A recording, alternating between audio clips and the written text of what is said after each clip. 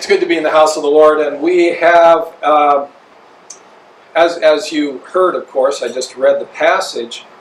It's one of those passages that I don't even know how to say it. You read quickly, you cock your head and say, that's weird, and then move on to the next story. It's an interesting passage, and there's it's like so many things in the scriptures. You read it, it's a story, and then you move on, and maybe you should go back and look at it. So we're obviously going to look at it. The title is Jesus Responds to the Disciples' Lack of Faith. Something else could be what to expect after coming down off the mountaintop. The mountaintop experience, I think, takes its name from the Transfiguration. You know, the mountaintop experience, there you are with the transfigured Christ and Moses and Elijah. I mean, does it get any better than this? And then what happens when you come down off the mountaintop? Real life happens. And that's one of the things we told campers when they left camp. It's like you've had a mountaintop experience.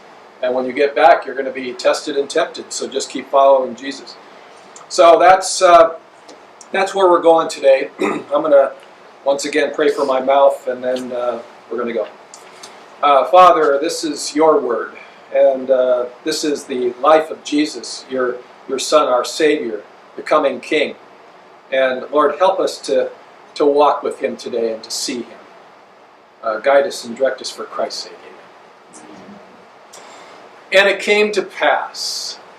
So Luke's mechanism, it works, and when you see that, actually some of the translations almost pass over it, and it's kind of sad, but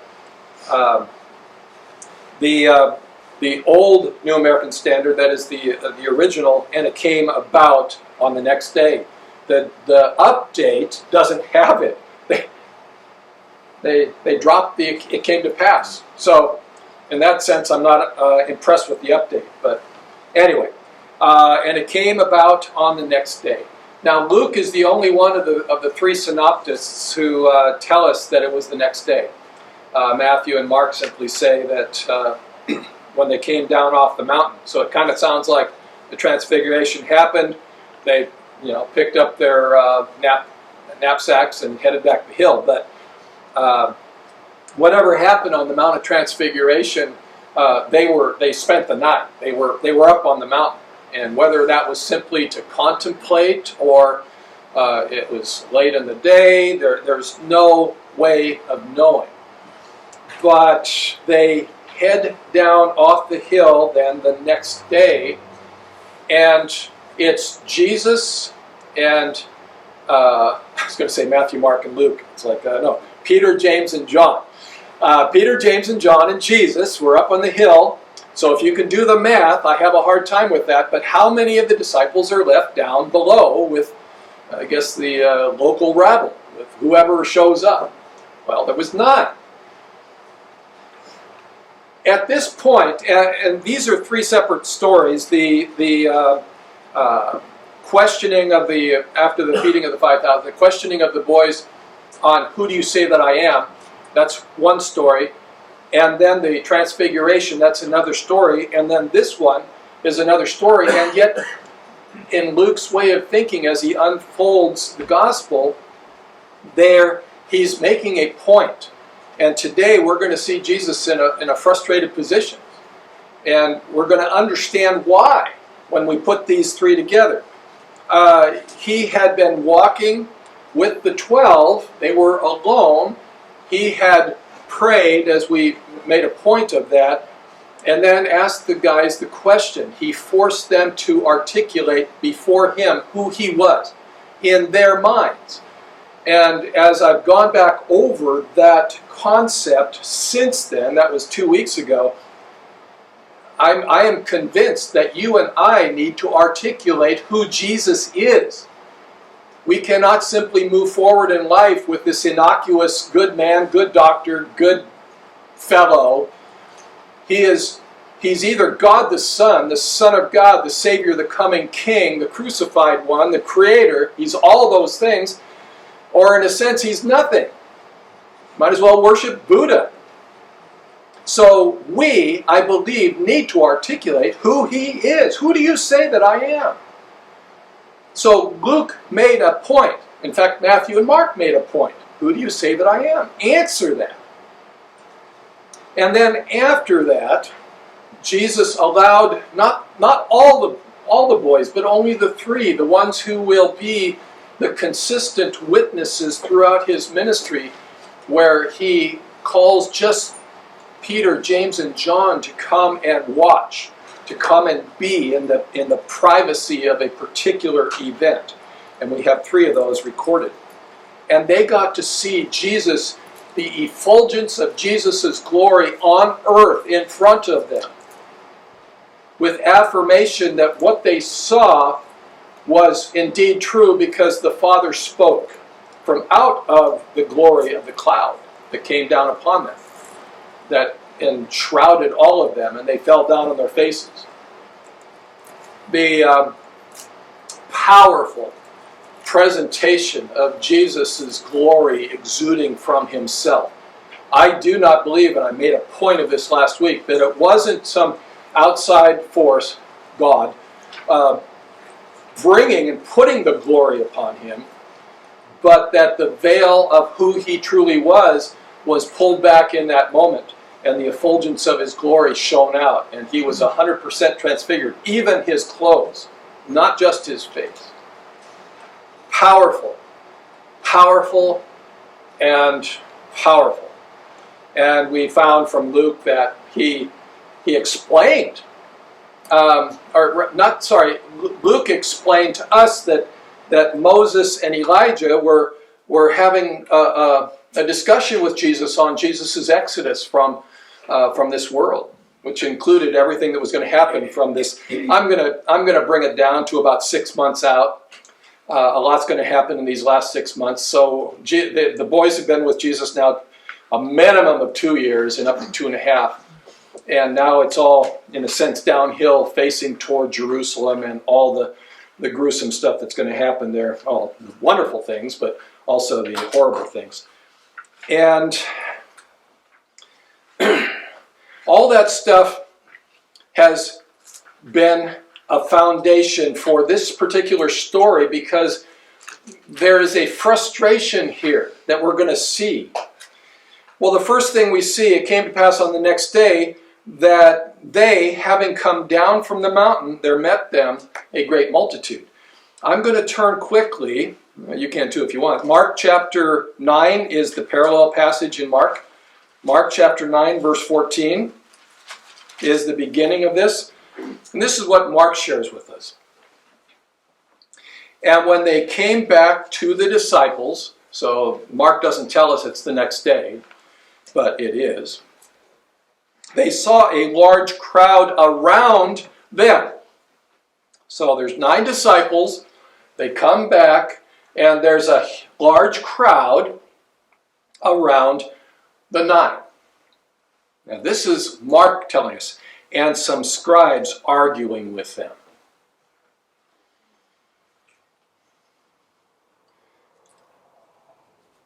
We cannot miss, in the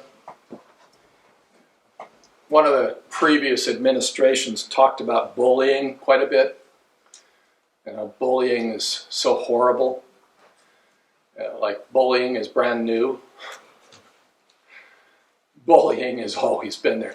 These scribes are bullies. The rabbi is gone. The 9 of the rabbi's boys are right there. The scribes show up and they hassle them. This arguing, the nature of the arguing, we're going to find out what it is about, because it's the story. But the scribes, it says arguing. I'm going to interject that this was making fun of. It was the teasing aspect of kind of like when Jesus hung on the cross. Oh, he saved others, let him save himself. hey, if you're the Son of God, come down off the cross and we'll believe in you. That kind of, if you guys are really his disciples, cast out the demon. See, you guys can't cast out the demon. However you want to say it, they wouldn't say it in my tone of voice because they were arrogant, self-righteous men. And there would have been arrogance dripping from their statements. However nasty and awful statements these could be. Now, still in Mark, verse 15, and immediately when the entire crowd saw Jesus, they were amazed and began running up to greet him. So, here's the crowd, here's the boys, here's the scribes, right there, face to face, toe to toe, making fun of him. And Jesus and Peter, James, and John, the crowd sees and moves this way. So now, Jesus and the three, well, Jesus is the focus. And the 9 are down here. They're feeling bad, I'll guarantee you. And Jesus, again in Mark, before we move back to Luke, in verse 16, and Jesus asked them, what are you, scribes, discussing with them? My boys. What are you, outside religious leaders, discussing with my boys? Finally, in Mark, and then we'll move back to Luke in verse 17, and one of the crowd answered him, Teacher! Now we'll move back to Luke. I want you to see that Jesus walks into what you would consider a very uncomfortable situation. Jesus' 9, along with the 3 that were with him, have already been sent out prior to this. Remember that? They had been sent out prior to this with authority to heal and to cast out demons. Jesus gave them authority to do so. From him, not from them. It wasn't by their strength that they were able to do it. Jesus sent them out as his representatives. And so, they were in a situation where there was, as we see here from the story, a demon-possessed person. And they were unable to accomplish something that I believe had already been accomplished previously.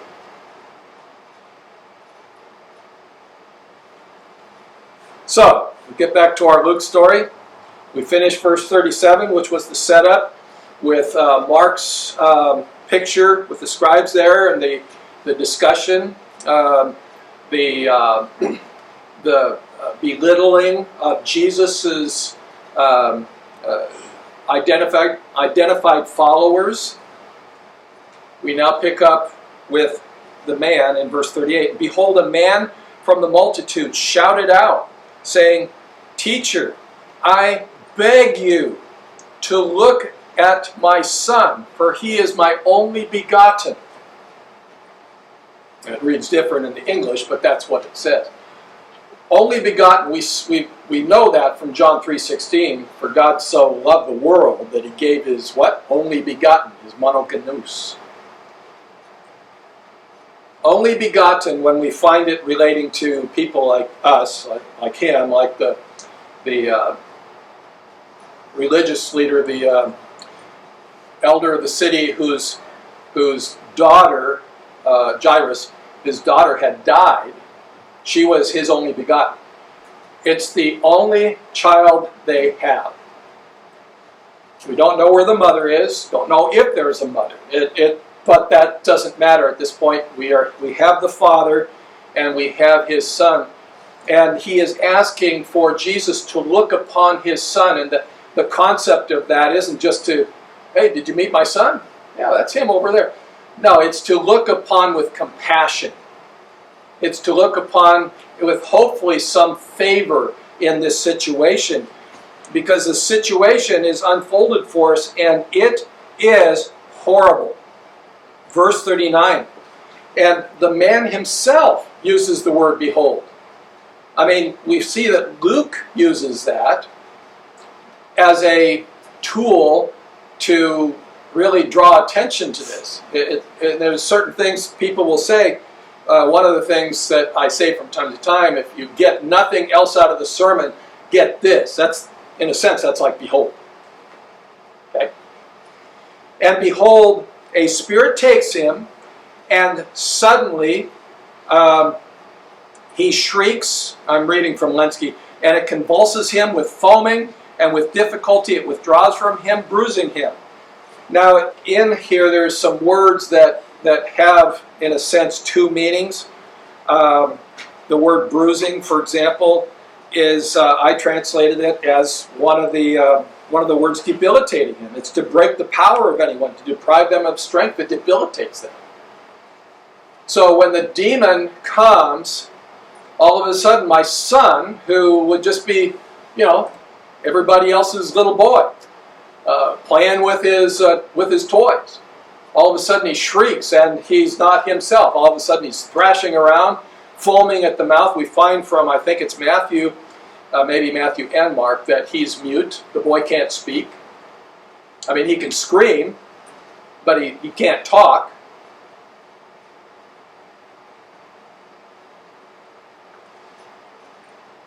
Now, you've just got to stop for a minute and read verse 39 again. And picture this boy as your boy or girl. And lo, a spirit taketh him, and he suddenly crieth out, and it teareth him that he foameth again, and bruising him hardly departeth from him.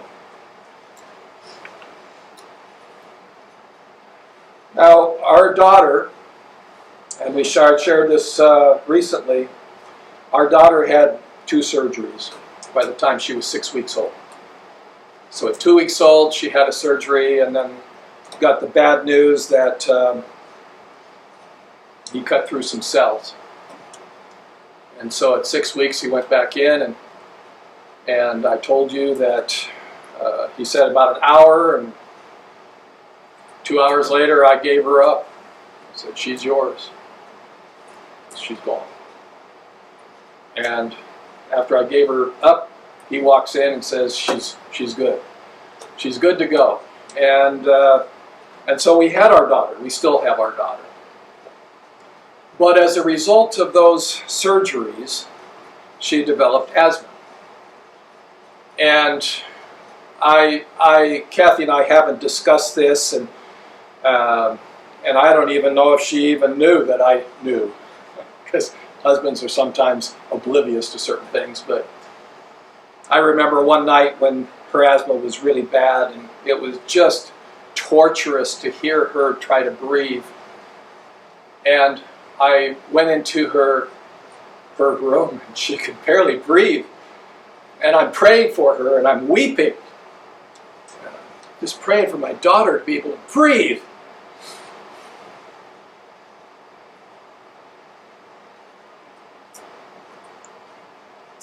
And this is so much worse.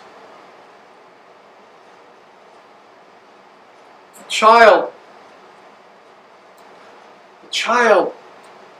being demon possessed. I'm the parent.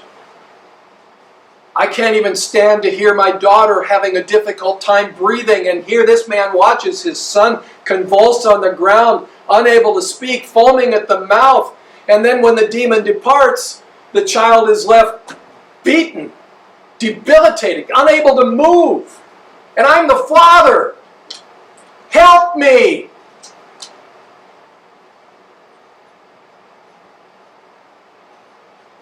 Help me.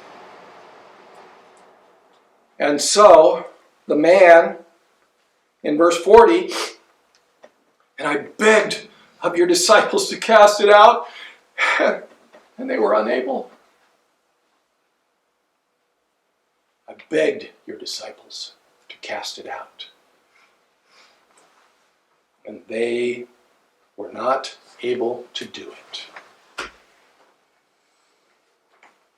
I was close. I was around your boys. My boy needed release, and your boys were unable to help me. Now we get to this really interesting statement, and we find the way it's stated, and Jesus responded. Jesus answering. This is what he said. And we always want to look at that. We never want to dismiss it as simply another statement, like, I went to the store again. Jesus responded. And when he responded, this is what he said. "O generation, unbelieving and having been perverted, how long shall I be with you and endure you?" Now we look at that, and it is so unusual for us to see Jesus responding in this way. Because do we see anything nice here? Not really. I want to turn to Matthew. Well, it's not the Matthew passage, but in Matthew 23, 2 verses, verse 37, Matthew 23, verse 37, where Jesus has just gone through chapter 23. You just go there and you shake your head, verse 13, and so it repeats. "But woe to you, scribes and Pharisees, hypocrites, because..." And he repeats that. He's just so frustrated. He's come to his own, and the leadership who should have identified him from the scriptures instead belittled him, called him the prince of demons, the ones who cast out demons by the power of hell.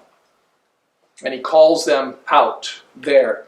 And then, remember, this is the last week. He's almost done. In verse 37 of Matthew 23, "O Jerusalem, Jerusalem, O Jerusalem, Jerusalem, who kills the prophets and stones those who are sent to her. How often I wanted to gather your children together the way a hen gathers her chicks under her wings, and you were unwilling." This "O" with a vocative is powerful, and we don't see it that often. "Oh, Jerusalem, Jerusalem." The verse prior to that, verse 36, after he's gone through with "Woe to you, scribes and Pharisees, hypocrites." Verse 36, "Truly I say to you, all these things shall come upon this generation." This generation. You guys, you scribes, you Pharisees, you hypocrites, all this is coming upon your generation. And we get to Luke, and we get to verse 41 of Luke 9. "Oh, unbelieving and perverted generation." Who in the world is he talking to? Was he talking to the crowd? I mean, did the crowd have anything to do with this? No. Who is he talking to? I believe that Jesus in this instance is talking to his 9. You're going to say, really? He calls them an unbelieving and perverted generation? Yes. And why? For the simple reason that the 9 disciples of Jesus, the 9 who had left their nets and left their stations and and left their families and left everything behind to follow Jesus have done what? In a real way, they have walked away from that frontline faith to step back into the second, third, fourth tier faith of the Pharisees and the scribes. Did they believe Jesus? No. Did they believe the scriptures? Yeah. Did they believe Jesus? No. What did the boys believe? What did the disciples believe? Well, they believed that Jesus said you can cast out demons. I mean, he said it. I believe that because I heard him. Did they believe it? Or did they believe in themselves? The perverse generation that Jesus spoke about later in Matthew 23 is the generation that they are in at this moment. It's the generation of unbelief in Jesus. And the boys have stepped backwards. They didn't step forward by faith. They stepped backwards away from faith into what? My guns can handle this. Well, my guns did it before. My guns can do it again. And I'm going to say this. Jesus' frustration is real. The example I'm going to give is some of my camp staff. I'm going to leave the girls out of it because I didn't disciple women. I discipled the men over the years and brought them into leadership. And you could not even imagine, I don't know if you can enter into my frustration those first 10 years. Every young man that I invested myself into walked away. They either walked into another faith, quote unquote, or they walked into a perverse relationship with somebody, or they displayed a total number one issue, pride. It's all about me. I'm going to run Wayne's camp. And my frustration, I was so frustrated. I looked to heaven and said, God, why did you call me? I am doing zero good here. In fact, I think I must be a perverted leader myself because everybody I minister to walks away. It's like, was I frustrated? Up to here. Did that mean I quit? Well, I couldn't. God called me. I had to keep going. Does that mean that people I poured my life into as time went on walked away? The same thing continued? Well, praise God, no. Yesterday's meeting, there was several people there who were a part of our ministry and continued on through. And I just need to affirm this by way of really clear definition of affirmation that Josh Ruiz and Dean Dilger were two who did not turn and walk away at any point that I could see. Now, I don't know what they did last Saturday at 3 o'clock, but over the years, faithfully, they followed Jesus. And so I needed to say that because they were two that were with me. And as time went on, I shook my head and said, wow, God, thank you. I needed that. I needed that. So you still love them. Jesus still loves his disciples. But is he frustrated? Yes, there's big disappointment here. I left you guys with everything, and you, in a sense, looked at your own power rather than the power I gave you. So is he frustrated? Yeah. And his question, how long shall I be with you? How long shall I be patient? How long shall I put up with you? It's a huge frustration. It's a huge frustration. The word unbelieving could also be faithless. It's without faith. That's what the word is in Greek. It's without and faith. So faithless, without believing, unbelieving. you can dance around that same bush, and it all ends up being the same thing. You're not trusting me, and you've been corrupted, and I'm frustrated. I'm disappointed. You know what? Bring your son here. That's a command. Now, bring your son here now. Now, Mark tells us, we don't see it here, but on the way, as the son is approaching Jesus, the indwelling demon sees Jesus, and he goes to war with this child. And the child starts convulsing. And the child does what the demon has always made the child do. And it's a horrible, horrible picture. In fact, the word there at X in your notes, altogether convulsed him. The word comes from to tear to pieces. To convulse altogether. It's a very strong word. And honestly, I don't even want to picture it. I don't want to go back and visit listening to my daughter's horrible breathing. It just brings tears to my eyes. I don't want to see this boy being torn to pieces by the demon as he approaches Jesus. Because it's horrible. It's perverse. In the universe, it's perverse. But here's the conclusion of this. I'm not going to move on into verse 43 and so on. It's a part of it, but it also introduces the next part. I don't want to go any further. So we're going to conclude with the end of verse 42. But Jesus rebuked the unclean spirit. Now look at that word. It means to rebuke, to censure.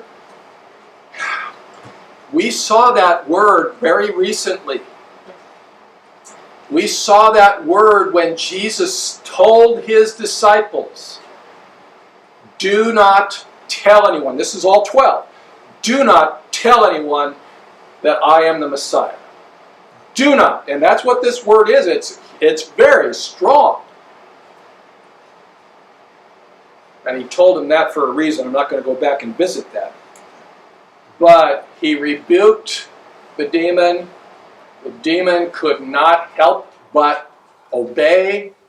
The demon was cast out. And it's very clear that Jesus healed the boy.